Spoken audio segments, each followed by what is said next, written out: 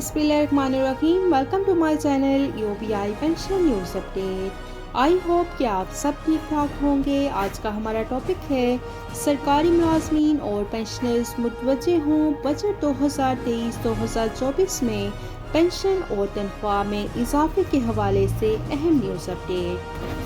Topic की जानिब बढ़ने से पहले आपसे गुजारिश है कि अगर आप चैनल पर नए हैं तो चैनल को सब्सक्राइब कर लें ताकि सरकारी मुलाजमीन और पेंशनर्स के हवाले से आने वाली हर न्यूज़ अपडेट से आपको बाखबर रखा जा सके। तो बढ़ते हैं आज के टॉपिक की जानिब। बजट 2023-2024 में पेंशन और तनख्वाह इजाफे के हवाले से अहम न्यूज़ अपडेट आपके साथ शेयर करते हैं। पीपीआई और एनएनआई मौजूदा मुआशी हालात के बावजूद वफाकी हुकूमत ने आखिरी बजट अवाम को बड़ा रिलीफ देने का मंसूबा बना लिया। हुकूमत ने आइंदा बजट में 15 करोड़ से ज़ायद आमदन वालों पर सुपर टैक्स ख़त्म न करने का फैसला किया है।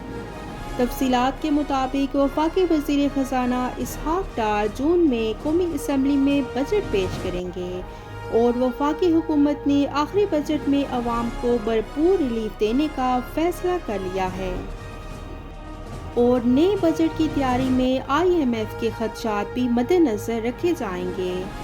और ज़राए के मुताबिक IMF ने FPR को सुपर टैक्स ख़त्म न करने का मुतालबा कर दिया है और इसलिए आइंदा बजट में 15 करोड़ से ज़ायद आमदन वालों पर सुपर टैक्स ख़त्म न करने का फैसला किया गया है।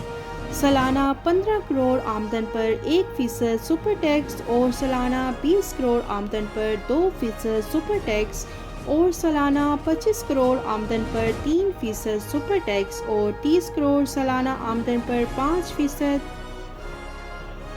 वज़ीर आज़म शहबाज शरीफ को सरकारी मुलाजमीन की तनख्वाह में 50% इजाफे की तजवीज़ दी गई है, जबकि मजदूरों की माहाना कम अज़ कम उजरत 40,000 रुपये करने और पेंशन में 30% इजाफे की तजावीज़ भी दी गई हैं।